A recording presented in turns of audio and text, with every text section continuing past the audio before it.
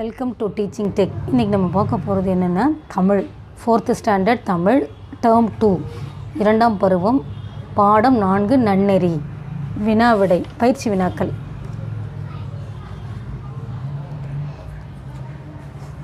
படிப்போம் சிந்திப்போம் எழுதுவோம் இருக்குது. சரியான சொல்லை தெரிவு செய்து எழுதுவோமா? முதலில் இன்சொல் இச்சொல்லை பிரித்து எழுத கிடைப்பது. இன்சொல் இச்சொல்லை பிரித்து எழுத கிடைப்பது. 4 விடை கொடுத்துருக்காங்க. இதில் சரியானது எதுனா, முதலில் இன் கூட்டல் சொல், இரண்டாவது இனிமை கூட்டல் சொல், மூன்றாவது இன்மை கூட்டல் சொல், நான்காவது இனிய கூட்டல் சொல். இந்த 4 விடைகளில் சரியானது எதுனா, இன் சொல்லை பிரிச்சின்னா என்ன கிடைக்குன்னா இனிமை கூட்டல் சொல். அது எங்கே இருக்குன்னா ஆப்ஷன் 2, அதாவது 2வது விடைகளில் கரெக்டாக இருக்குது. இனிமை கூட்டல் சொல், இனிமை இனிமை கூட்டல் சொல், சோயல் சொல், இனிமை கூட்டல் சொல் தான் கரெக்டான விடை. அடுத்தது 2வது அதிர்கின்ற வளை. இச்சொற்களில் அதிர்கின்ற என்னும் சொல்லில் பொருள் டேஷ். அதிர்கின்ற வளை இச்சொற்களில் அதிர்கின்ற என்ற சொல்லின் பொருள் டேஷ். 4 விடை கொடுத்துருக்காங்க. இதில் எது சரியானதுன்னு பார்க்கணும். ஆ உடைகின்ற, ஆ ஒலிக்கின்ற, இ ஒளிர்கின்ற, ஈ வளைகின்ற. இதில் சரியான விடை எதுனா ஒலிக்கின்ற. 2வது இருக்குது பார்த்திங்களா, ஒலிக்கின்றது தான். அதிர்கின்றனா ஒலிக்கின்றன்னு அர்த்தம். ஒலிக்கின்றன விடை 2வது, ஒலிக்கின்ற. அடுத்தது 3வது வியன் உலகம். இச்சொல்லை பிரித்து எழுத கிடைப்பது டேஷ். வியன் உலகம் இச்சொல்லை பிரித்து எழுத கிடைப்பது டேஷ்.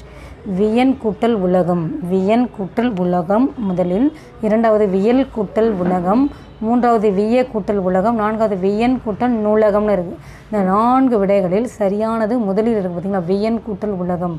வியன் உலகம் நூன் வந்து என்ன வரும், இன் கூட்டல் ஊன் மாறி வரும். வியன் வியன் கூட்டல் உலகம், உலகம்னு வரும். அடுத்தது வினாக்களுக்கு விடையளிக்க. முதலில் உலகம் எப்பொழுது மகிழும். உலகம் எப்பொழுது மகிழும். நன்னெறி பாடல் மூலம் உணர்த்துகன்னு கொடுத்துருக்காங்க. நன்னெறி பாடல் மூலம் உணர்த்துகன்னு கொடுத்துருக்காங்க. இதில்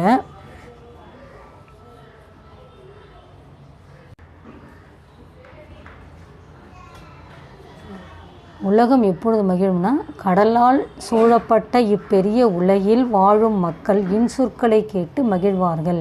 கடலால் சூழப்பட்ட இப்பெரிய உலகில் வாழும் மக்கள் இன்சொற்களை கேட்டு மகிழ்வார்கள். இதுதான் சரியான விடை. 2வது கடலின் அலைகள் எப்பொழுது பொங்கி எழும். கடலின் அலைகள் எப்பொழுது பொங்கி எழும் கேட்டிருக்காங்க. 2வது விடை கடலானது கதிரவனின் வெப்பத்தை கண்டு பொங்காது. கடலானது கதிரவனின் வெப்பத்தை கண்டு பொங்காது. குளிர்ச்சி பொருந்திய நிலவின் ஒளி கண்டுதான் பொங்கும். கடலானது கதிரவனின் வெப்பத்தை கண்டு பொங்காது. குளிர்ச்சி பொருந்திய நிலவின் ஒளி கண்டுதான் பொங்கும். தான் சரியான விடை. அடுத்தது 3வது பொறுத்துக. இன்சொல். முதலில் இன்சொல்ல இந்த 4 விடை இருக்குது. இதில் சரியானது எதுனா ஈ வந்திருக்கு பார்த்திங்களா, ஃபஸ்ட்டு சொல் ஈ. அதே மாதிரி இதில் ஈ எங்கே இருக்குது பாருங்கள், ஈ. அந்த ஈ இந்த ஈ அதை வச்சு பார்த்துக்கலாம். இன்சொல் இன்சொல் இருக்குல்ல, அதே மாதிரி இனிய சொல். இதுதான் சரியான விடை. இன்சொல்னா இனிய சொல், இனிமையான சொல் தான் இன்சொல். வன்சொல் வா கொடுத்துருக்காங்களா, வன்சொல்னால் கடுஞ்சொல், கடுமையான சொல். கடிஞ்சு பேசுகிறாங்கல்ல, சத்தம் போட்டு கடுமையாக பேசுகிறாங்க, அதுதான் கடுஞ்சொல். வன்சொல் கடுஞ்சொல். இது 2வது. 3வது அழல் கதிர்னா கதிரவனின் ஒளி, சூரியனின் ஒளி தான் கதிரவனின் ஒளி. அடுத்தது 4வது தன்னென் கதிர்னா நிலவின் ஒளி. நிலா இருக்குல்ல, நிலாவுடைய ஒளி தான் தன்னென் கதிர் சொல்லுவாங்க.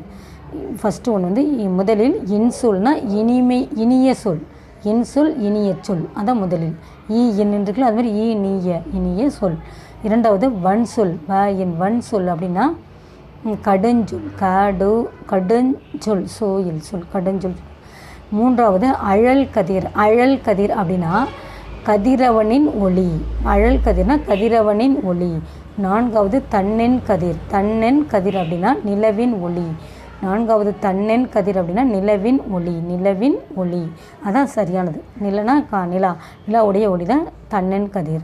அடுத்தது குறிப்புகளை கொண்டு கட்டத்தை நிரப்புக, குறிப்புகளை கொண்டு கட்டத்தை நிரப்புகன்னு கொடுத்துருக்காங்க.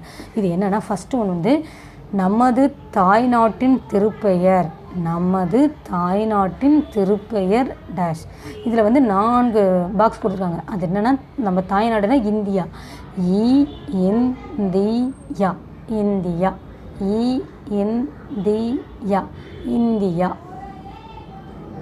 இந்தியர்கள். அதுதான் நமது தாய்நாட்டின் திருப்பெயர் இந்தியா. அடுத்தது அரசனின் வேறு பெயர், அரசன்னா மன்னன் சொல்லுவோம் நம்ம. அரசனுடைய இன்னொரு பெயர் வேறு பெயர் என்னன்னு கேட்குறாங்க, மன்னன், என் மன்னன்.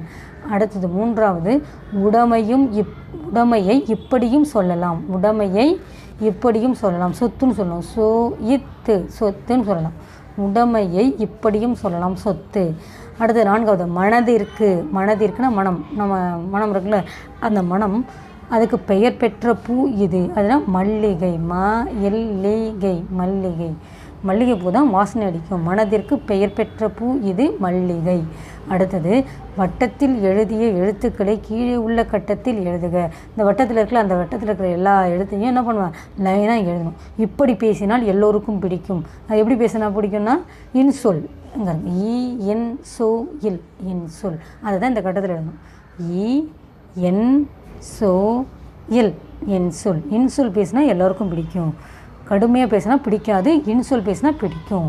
அடுத்தது சிறு வட்டத்தில் உள்ள எழுத்தை முதலாக கொண்டு சொல் உருவாக்குக.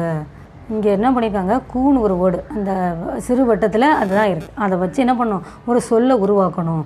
முதலில் கூடை, கூர், எல்லாமே கூல் தான் வரணும், எல்லா வேர்டுமே கூல தான் வரணும். குடை. அடுத்தது குடம், கூடையும் குடம். குறை, குறை. அடுத்தது குதி, குதி. அடுத்தது குவியல், குவியல்,